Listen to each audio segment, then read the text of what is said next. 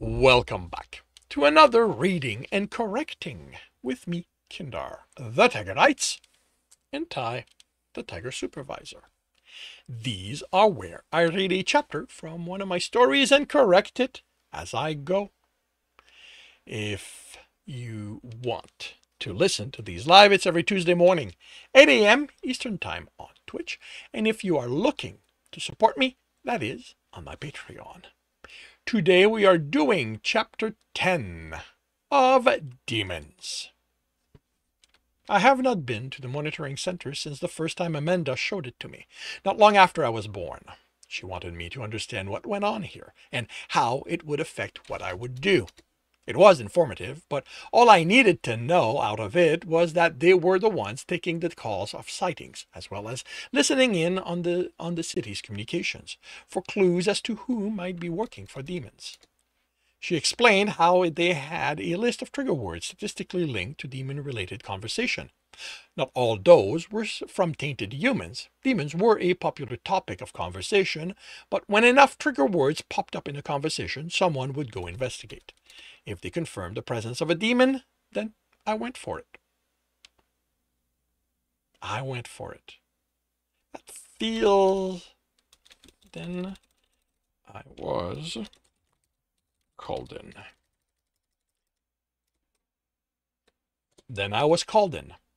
It had only happened once in my year of hunting, a few months after I became active. A gang drawn into human trafficking by a demon was pinpointed through listening in on their communications. I went in after it, the police capturing the gang member my hunt forced outside. The demon had been old enough to speak, but not as well as the one who saved my life. Its words were mangled with growls and hisses. It wasn't a hard fight once I caught up to it. The years of using humans to do its work had made it complacent in its power. I shook my head slightly. The past isn't going to help me. There is nothing to learn from that hunt that applies here. This demon is different. Despite its small size, it survived to an age where it is able to speak properly. The ability to mix in with humans played a part, that is certain, but it needs to have strength and cunning above that. Otherwise, stronger demons would have killed it. The room is filled with a dozen desks, each with monitors and someone watching them for signs of a demon in one of the city's camera. These aren't as efficient as they were years ago. Demons have learned about them, and it's the rare one that gets caught. But humans don't seem to learn, and it's possible one of the tainted humans will lead back to a demon. Some are on calls with witnesses. The people here can talk them through how to safely verify the sighting. Most of the calls are false alerts. Others are going through conversation the computers have flagged as containing trigger words. Again, most of them will not lead to anything. The police are the most reliable sources of demon sighting. Humans usually call them first, and they have some training on how to verify the information. Yeah, you know what? I'm going to remove that. And they have training on how to verify the information. One of the humans noticed my presence and pauses in surprise. I go to him. Have there been any sightings? I ask before he can say anything. No, he stutters.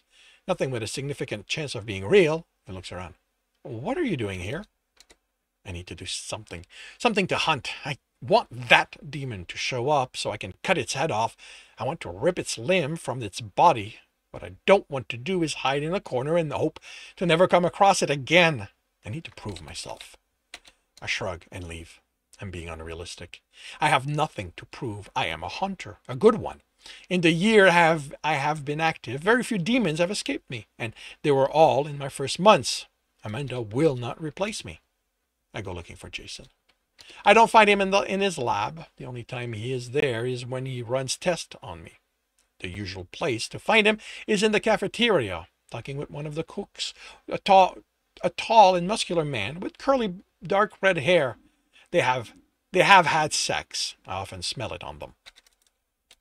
I questioned Jason about it the first time he broached the subject of sex. Why did he do it if if it was for reproduction. I understood humans enough by then to know of the two genders, and he explained that sex between two different genders led to reproduction. His explanation took 2 hours, but could have been explained in 2 phrases. Sex is pleasurable. Humans like to experience pleasure. It was why humans liked him, it was why humans like him who were attracted to other males engaged in sex for the pleasure of it. I got a sense there was more to it. Something in those 2 hours that I missed. It was an emotional component that he talked about, but it didn't make sense to me. I don't find him in the cafeteria. Kevin, the man Jason talks to, is here, so Jason isn't away with him. He has not seen Jason in the last 2 hours. I go to the gym, but he isn't there. I walk by Amanda's office, but I don't knock. I only listen. I can hear her breathing, so she is there. No conversation, so Jason is not. I find Jason in the locker room, playing cards with 4 other men. They are in various state of undress. Why they are as such, I don't know. They are playing a game Jason calls poker. I recognize it from when he taught it to me. The game is based on a combination of 5 cards with specific combination having different values. The goal of the game is to convince the opponent that the cards you hold contain a combination they cannot beat. That is accomplished by putting some of your money at risk. Since each player needs to match what you put in, if they are not confident in their combination can defeat yours, they stop playing. Jason had me play once, as he taught me. I can notice the smallest facial tick and slight increase in their heart rate. I won all the rounds. Some of the men curse when they notice my presence, one of them grabbing his shirt and dripping it over his exposed crotch. Most turn redder. Jason smiles at me. Hey, D, want to join in? No, thank you. At my answer, the other man relaxed slightly. I need to talk to you. Jason looks at the other man. He's the only one still fully dressed. Looks like it's your lucky day, guys. He pauses, a grin appearing. Or maybe not. He joins me and leads me out. I can hear curses as we leave, and one of the men talks about going back to his place since they won't go to Jason's. What do you want to talk about? Jason asks. Would Amanda replace me if I show fear? He stumbles and straightens. What? No, of course not. Fear is a perfectly normal human thing to feel. But I am a hunter. I see worry cross his features, then he shakes his head. No, she wouldn't. And even if she wanted to, it takes months to make one of you, and a year to get you to the point where you can go on a hunt. She can't plan on doing that. His voice quavers slightly. I don't believe he's entirely certain of what he says. So if she decides to replace me, I will know ahead of time. That thought does not comfort me as much as I expected to. Sure, you'd probably help train the next one. I would train my replacement. The idea is disconcerting. I expected a replacement to come once I am dead, not while I am still here. He pats my arm. Look, you don't have to worry about it. It was the first time you encountered a situation completely new. You're going to learn from it, and if they try it again, you'll know how to react. His words say he's confident, but his tone doesn't match. I'm sorry I took you away from the game, I say. Don't worry about it. You come first. I nod. If you go back now, you can probably continue it. At least one of them was looking forward to going to your place. Jason smiles. Really? Just one? Only one said something, but they were all missing clothing, so I expect they were all aiming for it. Is the game how you go about picking sex partners?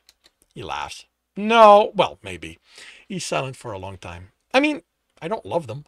I just like seeing them naked. And yeah, sometime I'll hook up with one of them, but it's nothing serious. Just for the pleasure. Yeah, we do things that brings us pleasure, just like you do. I nod. Hunting brings me satisfaction, makes me feel complete. I look forward to doing it.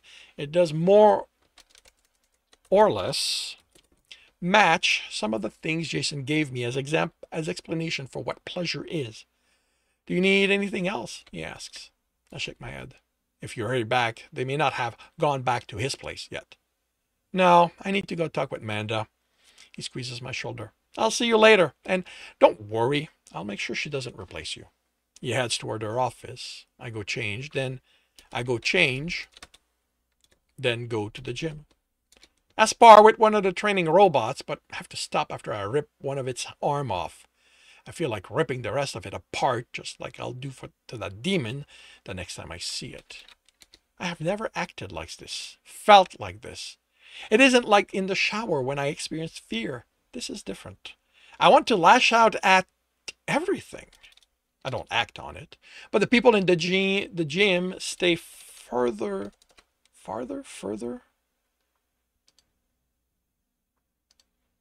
away from me. You know what? I think you're right. Stay far from me. I go lift weight. My machine is already set to the level I prefer. I am the only one who uses it, being the only one who can lift close to 1,000 pounds. After a dozen lifts, I increase the weight. I want to feel it. I need to feel what I'm doing is accomplishing something. I can't stand not doing anything while the demon is out there plotting. If I thought I had a way of finding it, I would be out there running on the rooftop instead of here, waiting. I go through the machines twice, pushing myself harder than normal. When the call of a sighting comes, my muscles ache and I run out of the gym. I've stopped by my room only long enough to change into my hunting clothes. In the hanger, I put on the gun belt and the hatchet. I hook a sword to my belt, then take another one, hooking it at the back. If I lose it again, I want to back up this time. I throw on the trench coat, put 2 loaders in my pocket, then add 2 more. I'd rather have more ammo this time than not enough. It's that demon. I can feel it. Once the van has dropped me off, I listen. The sound of humans is gone. The area has been cleared. The sighting confirmed before the demons started hunting down people. There is no scent here in the middle of the street, but I can hear gnawing. I follow the sound. I enter an alley and catch a smell. Demon, but not one I recognize. I curse. I don't want just any demon. I want that demon. I force.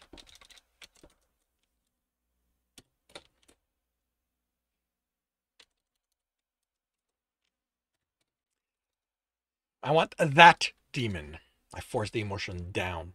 I will have a talk with Jason about them later, but first I need to kill this demon. I take out my revolver as I move deeper into the alley. It's still gnawing, eating, so it got someone without setting off a panic. It's going to be smart. The sound stops.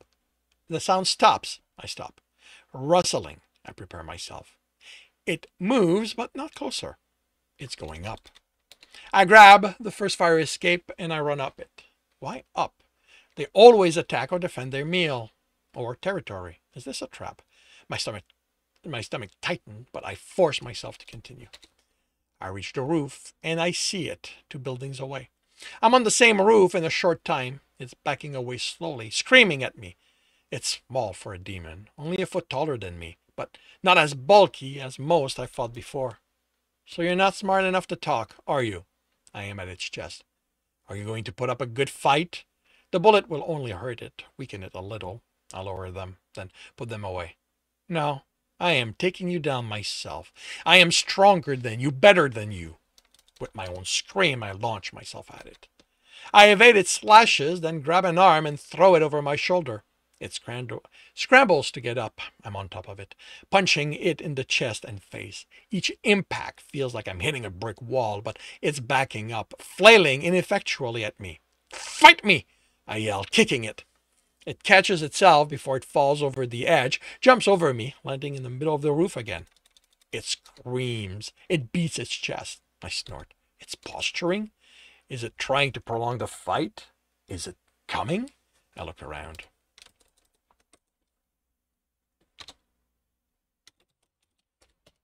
Can it sneak up on me here? I have clear sight over the roofs next to this one. No one on them, and I'll hear if it tries to climb. But if it vanished without a scent, what if it can appear the same way? What will I do if it just materializes before me? It can come from any side. I won't see it until it's too late. Something strikes me and I fly back, rolling a few more feet before coming to a stop. It's here. I try to get up, but my arms tremble. It's going to kill me this time. I can't let it do that. What can I do? I am afraid.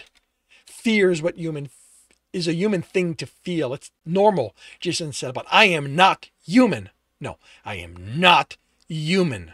I am a hunter. I force my arms steady and push the rising bile down. Humans function in spite of fear. I will not be brought down by that. I force myself up. The demon stops a few feet away from me as I level my gaze on it. It isn't the one that saved me. It's the same as before. The fear made me think it was. Fear almost made me lose. Feel something else. Something that pushes the remnant of the fear away. I need to strike. I need to hurt. I need to kill this demon for taking part in triggering my fear. It takes a step away. I unhook the sword and unfold it. I am a hunter, I growled. I will not be afraid of you. I launch myself at it, slashing left and right. It raises its arm to protect itself, but all that happens is that I cut off a hand, then the other. It backs up, but I won't let it get away. It cuts. I cut it at the elbow, then through the bicep. The sword catches on the bone and jerks out of my hand. With a vicious smile, I take out the other sword. It won't disarm me that easily. The rage left his eyes some time ago, replaced with fear, and I like that. Let it be afraid now. Let it feel what it made me feel. I slash at it, but only to cut flesh, to make it hurt, to show it I am its superior.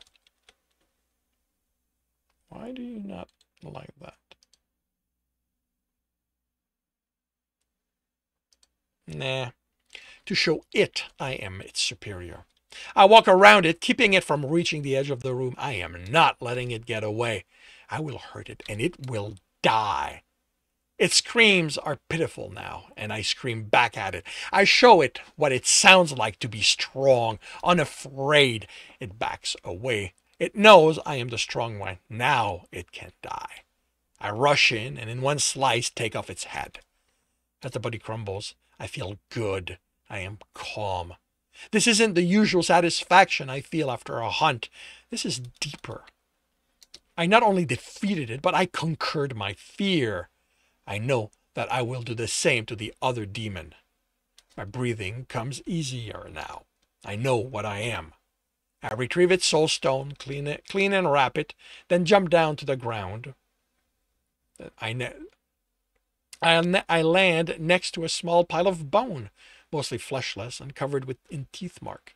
Its scent is strong here. This is where it was hiding, but how did it move about without being seen?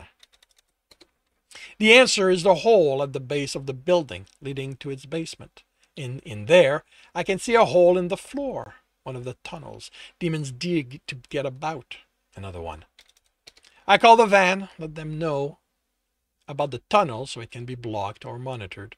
Amanda will decide which. By the time it arrives, I am waiting at the alley's mouth, calm and sure of myself. As I step out of the van, the medic goes to the closest scientist to hand over the soul stone and its containment unit. I hand over the weapons, but I am looking across the hangar. Amanda and Jason are talking, looking at the screen. I focus on them and all other sounds fade away. I told you he was all right, Jason says. He killed the demon, Amanda replies, and points to something on the screen. But the readings after the fight are not baseline. Of course they aren't. He's functioning with fear now, but it isn't crippling him. I told you he was strong enough to overcome it. He shouldn't be feeling it to start with, Jason sighs. Amanda, he isn't a machine. He's flesh and blood and something more. The flesh and blood part mean the emotions are there. All of them. The good and the bad ones. I told you they would pop up at some point, and he's going to learn to deal with all of them. If he lives that long. She looks up, sees me, and waves me over. They say nothing more until I'm there, and then they debrief me. And this concludes Chapter 10 of Demons. If you are enjoying this, please leave a like. If you want to know when the next chapter is going to be up, subscribe, hit the bell. If you want to read the book and the other in the series, they are available on Kindle Unlimited. If you're looking for a different way to support me, that is on my Patreon. And if you want to listen to these live, it's every Tuesday morning, 8 a.m. Eastern Time on Twitch. Links are in the notes, and with that, I shall wish you a good day.